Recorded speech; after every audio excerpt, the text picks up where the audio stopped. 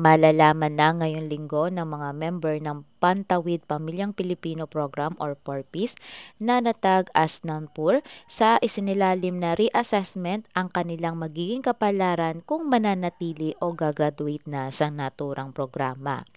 Ayon kay DSWD Assistant Secretary Romel Lopez, isinasa final na ang terminal report ng PORPIS at ilalahad ito sa publiko ngayong linggo. Giit nito, mayroon na silang initial na datos na kinalabasan ng reassessment, ngunit pamumunuan ng PORPIS ang nararapat mag-report nito sa publiko.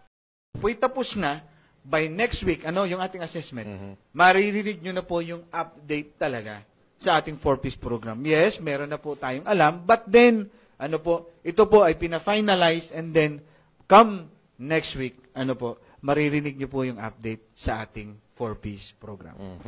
Matatandaan isinagawa ang 4-piece reassessment matapos umabot noon sa 1.4 milyon ang nabilang na non-tag as non-poor at nakatakda na sanang alisin sa programa.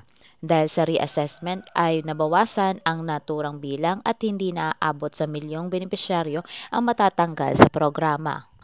Pinakinggan po namin kayo dahil ito po ang gusto ng ating mga miyembro. Magkaroon ng revalidation to make sure na yung i-exit ay i-exit. But then, totohanan lamang po. Samantala, ang mga i-exit sa programa o gagraduate na beneficiary ng programa ay patuloy makakakuha ng tulong sa pamamagitan ng exit program ng DSWD.